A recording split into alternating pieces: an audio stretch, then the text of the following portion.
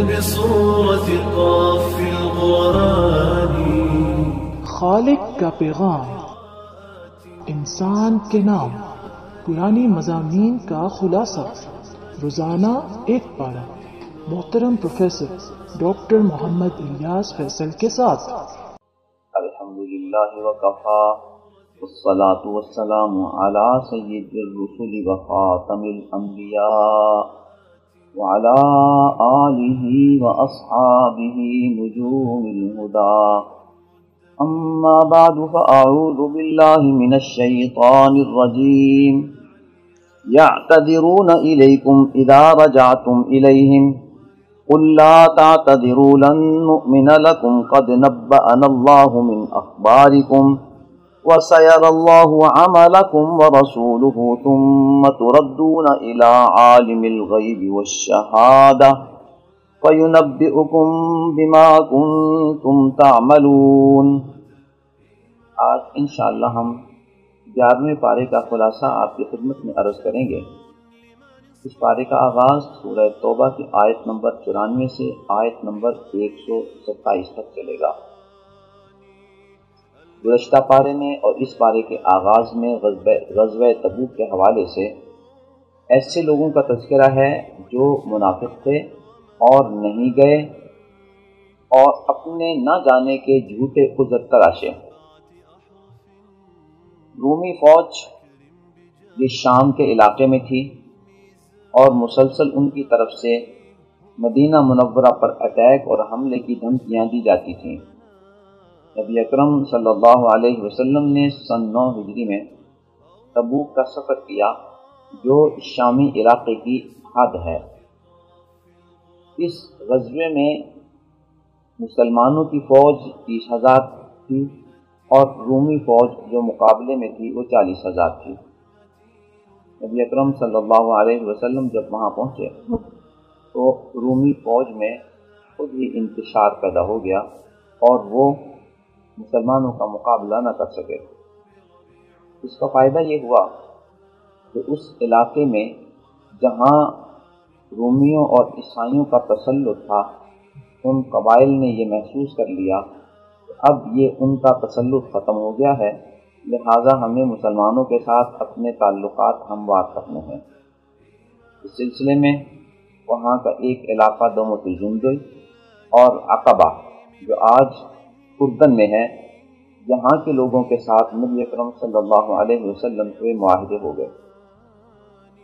یہاں چونکہ منافقین نے شرکت نہیں کی تھی تو گزشتہ پارے میں بھی اور اس پارے میں بھی ان کے جھوٹے عذر اور بہانوں کا تذکرہ کر کے ان کی مذمت کی گئی ہے۔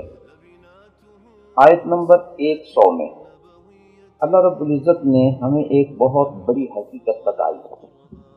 اللہ فرماتے ہیں کہ مہاجرین و انصار میں سے جن لوگوں نے پہلے ایمان قبول کر لیا اور جو ان کی پیروی کریں گے، اللہ تعالیٰ ان سب سے راضی ہے اور وہ بھی اللہ سے راضی ہیں۔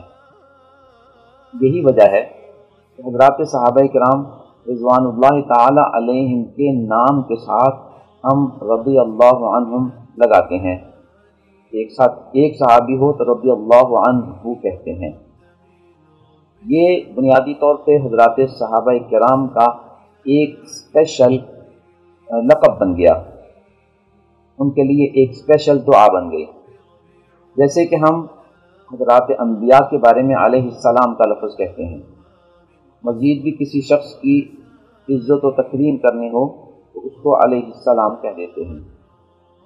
اب علیہ السلام انبیاء کا خاصہ ہے، ان کی خاصیت ہے، لیکن لغت کے معنی کے اعتبار سے اگر آپ کسی کو علیہ السلام کہنا چاہیں تو کہہ سکتے ہیں، کیونکہ السلام علیکم جب کہتے ہیں تو بات وہی ہے، لیکن جو ان کا تخلص بن گیا ہے اس کی پاسداری کی جائے تو زیادہ مناسب ہے۔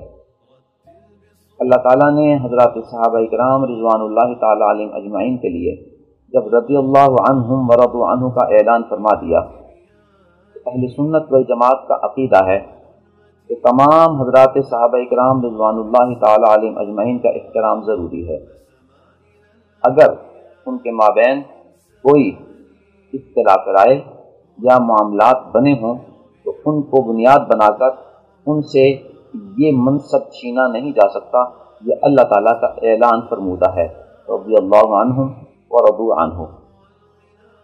آیت نمبر 102 سے آیت نمبر 106 تک اس بات کا تذکرہ ہے کہ غزوہ تبوک میں جو لوگ شریک نہ ہو سکے وہ منافق نہیں تھے، لیکن انہیں اپنی اس تقصیر کا احساس تھا۔ انہوں نے اپنے آپ کو مسجد نبوی شریف کے ستونوں سے باندھ لیا تاکہ اللہ تعالیٰ کی طرف سے ان کی توبہ آ جائے۔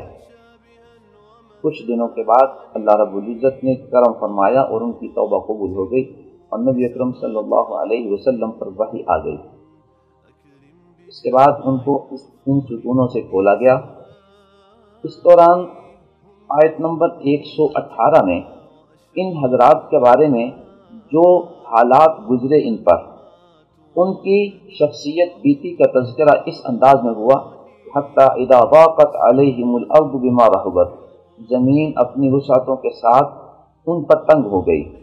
گویا وہ اپنے آپ کو اتنا قصوروار سمجھتے تھے اور اپنے آپ کو اتنا گناہگار سمجھتے تھے کہ انہوں نے زمین کی وسعتوں کے باوجود اپنے آپ کو بہت تنگ پایا۔ اللہ تعالیٰ کی طرف سے ان کی توبہ نازل ہوئی اور ان کی توبہ قبول کر لی گئی۔ آیت نمبر 107 سے 110 تک ایک عجیب سازش کا تذکرہ ہے جو منافقین نے مدینہ منورہ میں کی۔ انہوں نے مسجد قباء کے قریب ایک مسجد بنا لی اور نبی اکرم صلی اللہ علیہ وسلم کو اس مسجد میں نماز ادا کرنے کی دعوت دی۔ نبی اکرم صلی اللہ علیہ وسلم سفر غزوہ پر جا رہے تھے۔ آپ نے ارشاد فرمایا کہ ہو سکتا ہے واپسی پر وقت ہو تو میں یہاں نماز پڑھ لوں۔ اللہ تعالیٰ کی طرف سے وحی آ گئی کہ یہ مسلمانوں کی مسجد نہیں ہے، یہ منافقین کی مسجد ہے، اور اس مسجد کے جو مقاصد ہیں، ضرارن مسلمانوں کو نقصان پہنچانا، وکفرن کفر کو پھیلانا، نمبر 3 وتفریقا بین المسلمین مسلمانوں میں انتشار پیدا کرنے کی کوشش کرنا، نمبر 4 وارصادا لمن حارب اللہ ورسولہ اللہ اور اللہ کے دشمنوں کے لیے پناہ گاہ بنانا اس مسجد کو۔ جب اللہ رب العزت کی طرف سے اس مسجد کے مسجد ضرار ہونے کی اطلاع نبی اکرم صلی اللہ علیہ وسلم کو مل گئی تو آپ نے اس مسجد میں نماز ادا کرنے سے انکار فرما دیا۔ صحابہ کرام رضوان اللہ تعالی علیہم اجمعین گئے اور اس مسجد کو گرا کر اس کو آگ لگا دی اور اس کے نشانات ختم کر دیے۔ یہ مسجد ضرار مسجد قباء کے قریب ہی کہیں تھی۔ قدیم مورخین بھی اس کا تعین نہیں کر پائے کیونکہ اس کے نشانات ختم کر دیے گئے تھے۔ آگے اللہ رب العزت نے مسجد قباء اور مسجد قباء کے علاقے میں رہنے والوں کی تعریف کی ہے کہ یہ طہارت کے بہت ہی دلدادہ ہیں اور طہارت کا خصوصی اہتمام کرتے ہیں۔ مسجد قباء میں 2 یا 4 رکعت نماز نفل پڑھنا ایک عمرے کے برابر ہے۔ مسجد قباء کی موجودہ تعمیر سعودی فرمان روا ملک فہد نے 1998 میں مکمل کرائی۔ یہ مسجد ہماری اور ہمارے شعراء کی عقیدتوں اور محبتوں کا محور تھا، محور ہے اور محور رہے گا۔ میرے بزرگ دوست جناب حفیظ طائب رحمۃ اللہ علیہ، انہوں نے میری فرمائش پر مسجد قباء اور دیگر مساجد کے حوالے سے کچھ کلام مرتب کیا۔ ان میں سے چند شعر جو مسجد قباء سے متعلق ہیں وہ میں آپ کی خدمت میں عرض کرتا ہوں۔ وہ وقت سحر پھولوں کی مہک، شاخوں کی لچک سبزے کی لہک، وہ وقت سحر پھولوں کی لہک، شاخوں کی لچک سبزے کی مہک، وہ وقت سحر پھولوں کی مہک۔ آگے فرماتے ہیں گلزار قباء کے دامن پر کیفیت شبنم کیا کہیے۔ آگے مسجد نبوی شریف میں نوافل ادا کرنے کے فرائض کے حوالے سے جناب حفیظ طائف رحمۃ اللہ علیہ نے ایک شعر کہا، قبا میں نوافل ادا کر رہا ہوں، قبا میں نوافل ادا کر رہا ہوں، نرالی بشارت میرے سامنے ہے۔ وہ بشارت کیا ہے؟ کہ 2 یا 4 رکعت پڑھنے کا ثواب ایک عمرے کے برابر ہے۔ یہاں ایک لفظ استعمال کیا گیا ان آیات مبارکہ میں، من اول یوم، کہ پہلے دن سے ہی یہ مسجد تقوی پر رکھی گئی ہے۔ من اول یوم کو بنیاد بناتے ہوئے جب مسلمانوں کے لیے تاریخ ہجری کا آغاز کیا گیا تو نبی اکرم صلی اللہ علیہ وسلم کے قبا پہنچنے کو بنیاد بنا کر پہلا دن اسے شمار کیا گیا، اور قرآن کریم میں اس کا اشارہ من اول یوم سے موجود ہے۔ نبی اکرم صلی اللہ علیہ وسلم کی مبارک زندگی میں بہت سے واقعات آئے، لیکن سب سے بڑا واقعہ جو ایک سلطنت کے قیام کے لیے مہمیز کی حیثیت رکھتا ہے، وہ چونکہ ہجرت تھی، لہذا تمام معاملات میں ہجرت کو بنیاد بنا کر اس تاریخ ہجری کا آغاز کیا گیا۔ آیت نمبر 111 اور 112 میں اللہ رب العزت نے مسلمانوں کے حوالے سے ایک خوشخبری سنائی ہے کہ اللہ تعالیٰ نے مسلمانوں سے ان کی جانوں کو خرید لیا ہے، ان کے مالوں کو بھی اللہ نے خرید لیا ہے، اور اس کے عوض اللہ تعالیٰ انہیں جنت دیں گے۔ یہ خریدنے کا تذکرہ اور یہ مسلمانوں کی صفت تورات و انجیل میں بھی موجود ہے کہ نبی آخر الزمان کے جو صحابی ہوں گے ان صحابہ کی یہ شان ہوگی کہ اللہ تعالیٰ نے ان کے نفس اور ان کے مال کو جنت کے بدلے خرید لیا ہے۔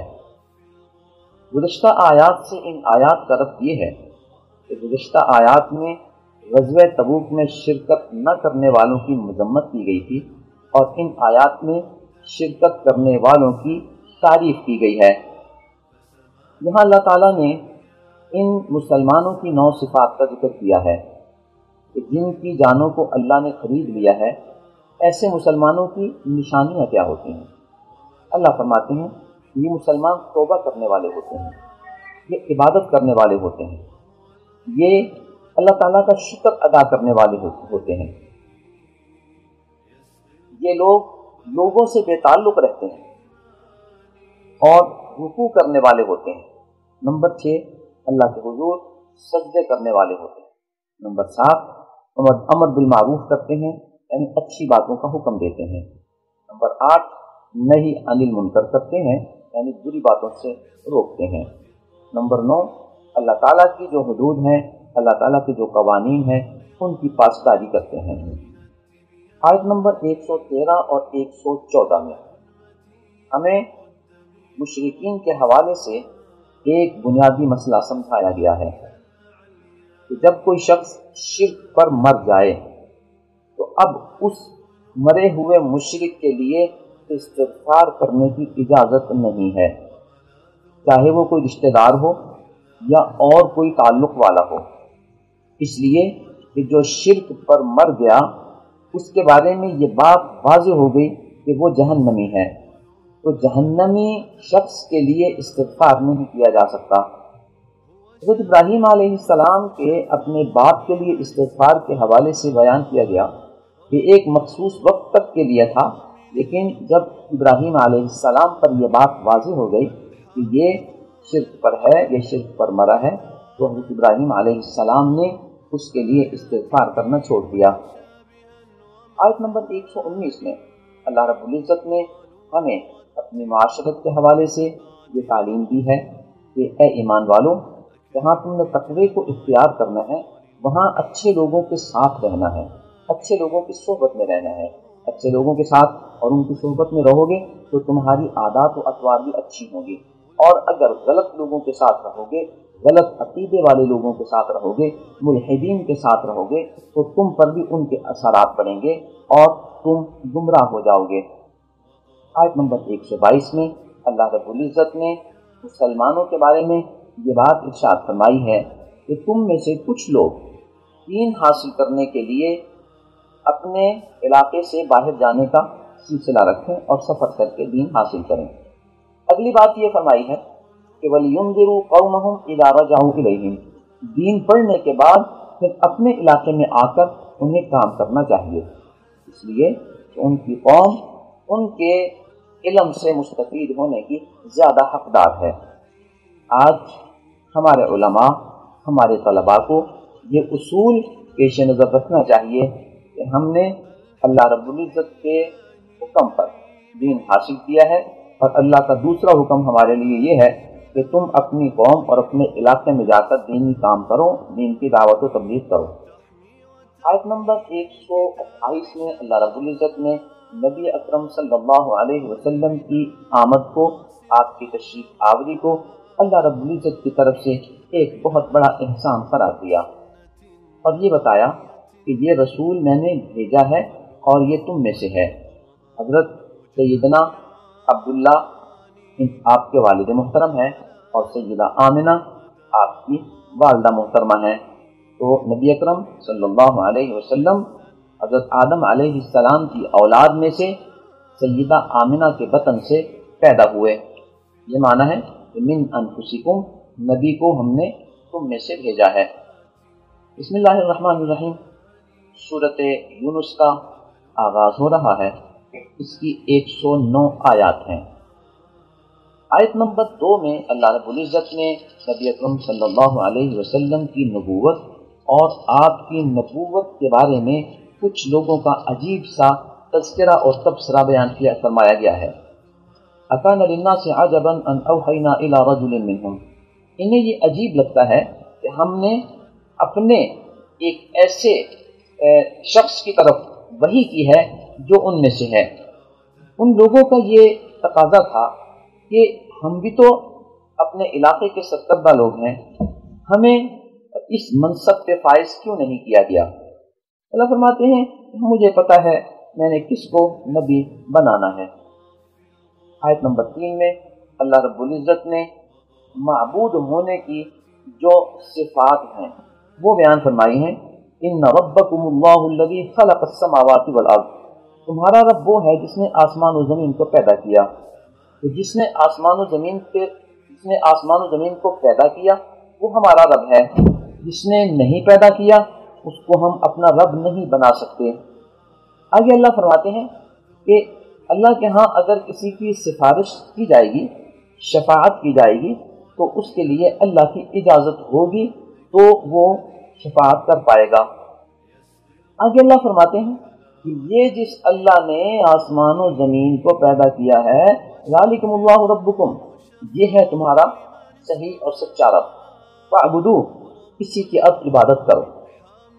آگے اللہ رب العزت نے یہ بتایا کہ هو الذی جعل الشمس ضیاء والقمر نورا، اللہ تعالیٰ نے سورج کو روشن کیا اور چاند میں ایک نور رکھا اور ان کی منازل متعین کر دیں، اس کی وجہ سے ان کے طلوع و غروب ہونے کے حوالے سے تم سالوں کا حساب کرتے ہو۔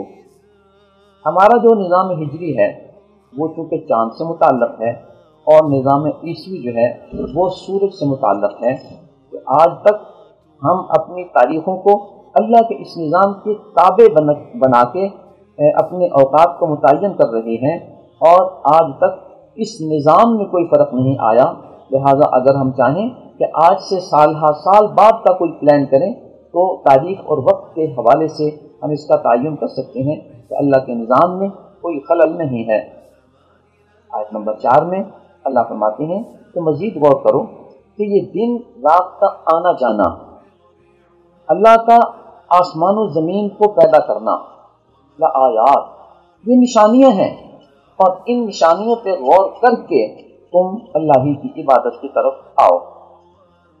آیت نمبر 7 اور 8 میں اللہ تعالیٰ ہمیں اس طرف متوجہ فرماتے ہیں کہ وہ شخص جو آخرت کا انکار کرتا ہے اور یہ سمجھتا ہے کہ دنیا ہی سب کچھ ہے، ایسے شخص کا ٹھکانہ جہنم ہے۔ اس سے اس بات کی طرف اشارہ ہے کہ قیامت پر ایمان رکھنا ضروری ہے۔ اللہ رب العزت کی توحید، نبی اکرم صلی اللہ علیہ وسلم کی رسالت اور قیامت پر ایمان رکھنا، یہ بنیادی ایمانی اصولوں میں سے ہے۔ آیت نمبر 15 اور 16 میں کچھ لوگوں نے نبی اکرم صلی اللہ علیہ وسلم کی خدمت میں یہ عرض کیا کہ ائتی بقرآن غیر ھذا او بدل، آپ ذرا قرآن کریم کو چینج کروا لیں یا اس قرآن کریم میں کوئی تبدیلی کر دیں جو ہم چاہتے ہیں ہماری مرضی کے مطابق ہو۔ اللہ تعالیٰ نے نبی اکرم صلی اللہ علیہ وسلم کے ذریعے اعلان کروا دیا، قل آپ ارشاد فرما دیجئے ما یکون لی ان ابدلہ من تلقاء نفسی، میں اس کو اپنے پاس سے بدل نہیں سکتا۔ آگے نبی اکرم صلی اللہ علیہ وسلم نے اپنی نبوت کی صداقت پر اپنی سابقہ زندگی کو بطور دلیل پیش فرمایا کہ میں نے تم میں ایک وقت گزارا ہے، کیا تمہیں اس سے اندازہ نہیں کہ میں کس حد تک توحید کا پابند ہوں اور کس حد تک اصولوں کا پابند ہوں اور سچائی امانت کا خیال رکھتا ہوں۔ نبی اکرم صلی اللہ علیہ وسلم کے اس اصول کو بیان کرنے سے ہمیں یہ سبق ملتا ہے کہ ہم نے بھی اگر کسی شخص کو کوئی انفرادی، معاشرتی یا قومی ذمہ داری سپرد کرنی ہو تو اس کی سابقہ زندگی کو دیکھنا چاہیے اور اس کی اہلیت کو دیکھ کر اس کو یہ ذمہ داری سونپنی چاہیے۔ آج ان ذمہ داریوں کے تعین کے لیے جہاں دیگر آفیسرز متعین کیے جاتے ہیں وہاں وزیروں کو بھی متعین کیا جاتا ہے۔ اسی اصول کو پیش نظر رکھتے ہوئے ہمیں اپنے وزیروں کو متعین کرنے سے پہلے پارٹی وابستگی کو بنیاد بنانے کی بجائے ان کی سابقہ زندگی، ان کی حب الوطنی اور ان کے سابقہ کریکٹر کو پیش نظر رکھ کر انہیں عہدے دینے چاہیے تاکہ مستقبل میں یہ ہمارے لیے مسائل پیدا نہ کریں۔ ہم اور آپ پر مخفی نہیں کہ کتنے لوگ جو ہمارے سفیر رہے، جو ہمارے وزیر رہے، لیکن اندر سے وہ کسی اور ادارے کے جاسوس تھے۔ اس وجہ سے اس حب الوطنی کے سابقہ کیریئر کو ہمیں دیکھ کر یہ ذمہ داریاں دینی چاہیے تاکہ اچھے نتائج برآمد ہوں۔ آیت نمبر 18 سے آیت نمبر 28 تک اللہ رب العزت نے اپنی توحید کو پھر مختلف انداز میں بیان فرمایا ہے اور سمجھانے کے لیے کہا تو یعبدون من دون اللہ ما لا ينفعهم ولا يضرهم، یہ ایسے لوگوں کی عبادت کرتے ہیں کہ جو نہ ان کو نفع پہنچا سکتے ہیں اور نہ ہی ان کو نقصان پہنچا سکتے ہیں۔ اور دوسرا ان کا یہ عقیدہ ہے کہ یہ لوگ جن کی ہم عبادت کرتے ہیں یہ ہماری سفارش کریں گے۔ اللہ فرماتے ہیں کہ ایسی کوئی حقیقت اللہ کے ہاں نہیں ہے کہ اللہ کے ساتھ جن کو شریک ٹھہرایا جاتا ہے وہ ان کو کوئی نفع پہنچا سکیں یا ان کی سفارش کر سکیں۔ آگے اللہ ارشاد فرماتے ہیں کہ اس کا عملی مظاہرہ یوں ہوگا کہ جب ہم ان سب کو قیامت کے دن اکٹھا کریں گے، پھر ان لوگوں سے کہیں گے کہ تم بھی ٹھہر جاؤ اور جن لوگوں کو تم اللہ کے ساتھ شریک ٹھہراتے تھے وہ بھی ٹھہر جائیں، تو ان کا آمنا سامنا ہوگا۔ اب جن لوگوں کی یہ عبادت کیا کرتے تھے وہ اللہ کے حضور کہیں گے ما کنتم ایانا تعبدون، کہ تم نے ہماری عبادت نہیں کی ہے اور اللہ ہمارا گواہ ہے، ہم تمہاری عبادت سے غافل تھے، ہمیں پتہ نہیں تھا۔ تو گویا قیامت کا دن جب آمنا سامنا ہوگا تو وہ ان کی عبادت کا انکار کر دیں گے، اور افسوس کی بات ہے کہ آج ہم اس بات کو اپنی زندگی کا ایک حصہ بنائے ہوئے ہیں کہ غیر اللہ کی عبادت کرنی ہے، قبروں پہ سجدے کرنے ہیں اور وہاں جا کے نظر و نیاز دینی ہے اور فوت شدہ شخصیات سے دعائیں مانگنی ہیں، جبکہ قیامت والے دن وہ کہیں گے ہمیں تمہاری عبادت کا پتہ ہی نہیں ہے، ہم تو تمہاری عبادت سے غافل تھے اور اللہ ہمارے اور تمہارے درمیان بطور گواہ کافی ہے۔ الغرض اللہ کے علاوہ کسی اور کی عبادت نہیں کی جا سکتی، اور اس کی وجہ یہ سمجھائی گئی کہ وہ نہ انہیں نفع پہنچا سکتے ہیں نہ انہیں نقصان پہنچا سکتے ہیں۔ آیت نمبر 34 میں اللہ تعالیٰ نے یہی توحید کا اصول سمجھانے کے لیے ارشاد فرمایا قل هل من شرکائکم من یبدأ الخلق ثم یعیدہ، تم میں سے کوئی ایسا معبود ہے کہ جو کسی شخص کی کسی چیز کی تخلیق کا آغاز کر سکے اور اگر وہ مر جائے تو اسے لوٹا سکے، یعنی اسے زندہ کر سکے۔ ہم اپنے گرد و پیش میں دیکھتے ہیں کہ کچھ چیزیں تخلیق کی جاتی ہیں اور جب مر جاتے ہیں تو آج تک کوئی ایسی ٹیکنالوجی دریافت نہیں ہوئی کہ ان کو نئے سرے سے زندہ کیا جا سکے۔ گویا کسی کی تخلیق کا آغاز اور مرنے کے بعد اس کو زندہ کرنا یہ اللہ کے علاوہ کسی کے بس میں نہیں ہے، لہذا اللہ کے علاوہ کسی کی عبادت نہیں کی جا سکتی۔ یہاں بعض چھوٹی چھوٹی باتیں ہمارے ذہن میں غلط فہمی کا سبب بنتی ہیں کہ یہ جو بیبی ٹیسٹ ٹیوب کا سلسلہ ہے، اس کو بعض لوگ یہ سمجھتے ہیں کہ یہ تخلیق ہے۔ یہ تخلیق ہرگز نہیں۔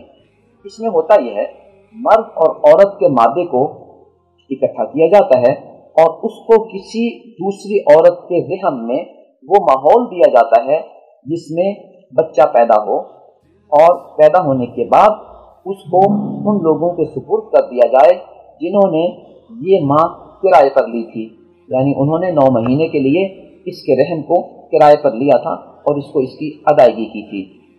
کرائے کی ماؤں کا سب سے زیادہ جو نظام رائج ہے وہ ہندوستان میں ہے۔ اس کے ساتھ بعض مواقع پہ ہم آپ پڑھتے ہیں کہ کچھ طبقوں نے کچھ جانوروں کی تخلیق کی ہے۔ اس حوالے سے بھی صورتحال ہمارے سامنے رہے کہ جانوروں کی تخلیق یہ کسی ایسے مادے سے نہیں ہے جو اللہ کے تخلیقی نظام سے ہٹ کر ہو، بلکہ اللہ کے نظام سے کچھ چیزیں لے کر ان کی پیوند کاری کی گئی ہے اور ان کی زراعت کی گئی ہے، اور بڑھتے بڑھتے انہی چیزوں کو آگے بڑھا کر ایک جانور کی شکل وہ بن گئی ہے۔ تو گویا اس کا اصل مادہ اللہ تعالیٰ کا تخلیق کرتا ہے۔ اس کو مزید سمجھنے کے لیے ہم یہ سمجھیں کہ اللہ تعالیٰ نے جو گندم اور چاول پیدا کیے ہیں، اگر ہم ان کو زمین میں اپنے موسم میں ڈالیں تو ان سے کچھ فصلیں اگ جائیں گی، لیکن جو گندم اور چاول مصنوعی انداز پہ بنائے جاتے ہیں وہ شکل کے اعتبار سے تو ہمیں گندم اور چاول لگتے ہیں، لیکن اگر ان کو زمین میں بویا جائے گا تو اس سے پودا ہرگز نہیں نکلے گا۔ یہ اللہ تعالیٰ نے بتایا کہ تمہاری تخلیق کا آغاز اور مرنے کے بعد زندہ کرنا یہ صرف اللہ کے اختیار میں ہے، لہذا اللہ ہی کی عبادت کرنی چاہیے۔ آیت نمبر 45 میں اللہ رب العزت ان لوگوں کے بارے میں جو قیامت کا انکار کرتے تھے فرماتے ہیں کہ جب اللہ ان کو زندہ کریں گے اور ان سے پوچھیں گے کہ تم نے کتنا عرصہ زمین میں گزارا ہے، تو وہ کہیں گے ہم تو شاید کچھ گھڑی دنیا میں رہ کر آئے ہیں۔ تو ان کچھ گھڑیوں کی عیش و عشرت کے لیے انہوں نے اپنی آخرت کو تباہ کر دیا۔ اللہ فرماتے ہیں قد خسر الذین کذبوا بلقاء اللہ، اس طرح جنہوں نے دنیا کی ان چند گھڑیوں کی عیش و عشرت کے لیے آخرت کو ضائع کیا، یہ لوگ خسارے میں ہیں۔ آیت نمبر 54 میں اللہ تعالیٰ یہ بتاتے ہیں کہ جو شخص کفر کی حالت میں مرا یا اس نے بہت زیادہ گناہ کیے تھے، جب وہ حشر کے دن اللہ کے حضور پیش ہوگا تو اگر اس کے پاس دنیا کی ساری دولت اکٹھی ہو جائے اور وہ اس کو اللہ کے حضور فدیہ دینا چاہے کہ مجھے جہنم سے بچا لو، اللہ فرماتے ہیں یہ فدیہ قیامت کے دن قبول نہیں ہوگا۔ تو اگر پوری دنیا بھی جہنم سے بچنے کے لیے پیش کی جا سکتی ہے تو ہم کیوں چند کوڑیوں کے لیے اپنا عقیدہ اور اپنا عمل خراب کرتے ہیں۔ آیت نمبر 62 میں اللہ رب العزت نے حضرات اولیاء کرام کے بارے میں یہ ارشاد فرمایا ہے کہ جو اللہ کے ولی ہوتے ہیں نہ ان پہ خوف ہوتا ہے اور نہ ہی وہ غمگین ہوتے ہیں۔ اللہ کے ولی کون لوگ ہوتے ہیں؟ یہ وہ لوگ ہیں جو قرآن و سنت کی پابندی کرتے ہیں، ان کے بارے میں فرمایا گیا یتقون، کہ وہ تقوی والے لوگ ہوتے ہیں۔ آج کل ہم بعض شعبدہ بازوں کو اور بعض جادوگروں کو یہ سمجھ لیتے ہیں کہ یہ ولی ہیں، حالانکہ یہ ولی ہرگز نہیں ہے۔ ولی وہ ہوتا ہے جو قرآن و سنت کا پابند ہو۔ آگے حضرت موسیٰ علیہ السلام اور فرعون کا تذکرہ ہے، جس کی تفصیلات ہم نے 9ویں پارے میں آپ کی خدمت میں عرض کر دی تھی۔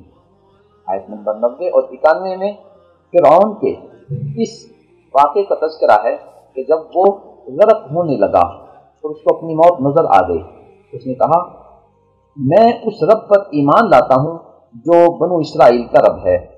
اللہ فرماتے ہیں الآن وقد عصیت قبل، اب تمہیں اپنی موت نظر آئی ہے تو تم ایمان لا رہے ہو، جبکہ اس سے پہلے تم انکاری تھے اور نافرمان تھے۔ آیت نمبر 104 اور 107 میں نبی اکرم صلی اللہ علیہ وسلم سے ان کے موقف، ان کے نظریے، ان کے عقیدے کا اعلان کرایا گیا ہے۔ تمام انسانوں کو مخاطب کر کے نبی اکرم صلی اللہ علیہ وسلم نے ارشاد فرمایا، ان کنتم فی شک من دینی، اگر تمہیں میرے دین کے بارے میں کوئی شک ہے تو میں علی الاعلان یہ بات کہہ دیتا ہوں اور اپنے عقیدے کا اظہار کرتا ہوں کہ میرا دین یہ ہے۔ نمبر 1، میں اللہ کے علاوہ کسی اور کی عبادت نہیں کرتا جن کی تم عبادت کرتے ہو۔ نمبر 2، میں اس اللہ کی عبادت کرتا ہوں جو تمہیں موت دے گا۔ نمبر 3، اور مجھے اس بات کا حکم دیا گیا ہے کہ میں ایمان لانے والوں میں سے ہو جاؤں۔ نمبر 4، مجھے حکم دیا گیا ہے کہ میں شرک کرنے والوں میں سے نہ بنوں۔ نمبر 4، جو نفع و نقصان کا مالک نہیں اس سے دعائیں نہ مانگی جائیں۔ ظاہر ہے جب وہ کسی کو نفع نقصان ہی نہیں پہنچا سکتا اس سے دعائیں مانگنے کا کیا فائدہ۔ نمبر 6، اللہ فرماتے ہیں کہ اے نبی، اگر آپ کو کوئی تکلیف پہنچے تو وہ تکلیف اللہ ہی ختم کر سکتے ہیں، اور اللہ تعالیٰ اگر آپ کو کوئی خیر کی اور اچھی بات عطا فرمانا چاہیں تو اس کو کوئی روکنے والا نہیں ہے، وہ اللہ ہی قادر مطلق ہے۔ آیت نمبر 108 میں تمام انسانوں کو مخاطب کر کے حق کو قبول کرنے کی دعوت دی گئی ہے۔ یا ایھا الناس قد جاءکم الحق من ربکم، تو تمہارے پاس اللہ تعالیٰ کا حق پہنچ چکا ہے۔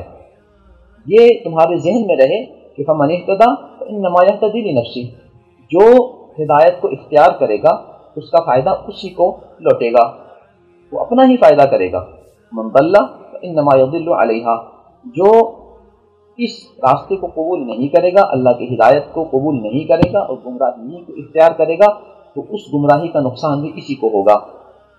تو یوں یہ بات سمجھا دی گئی کہ اسلام لانا ہے تو کسی پر احسان نہیں ہے، اور اگر اسلام نہیں لاؤ گے تو کسی کا نقصان نہیں کرو گے بلکہ اپنا ہی نقصان کرو گے۔ دعا ہے اللہ رب العزت ہمیں قرآنی تعلیمات کو سمجھنے، ان پر عمل کرنے، قرآن کی تلاوت کرنے اور ان تعلیمات کو لوگوں تک پہنچانے کی توفیق عطا فرمائے، آمین۔ نظروا للطيبة ونور طه يسطعون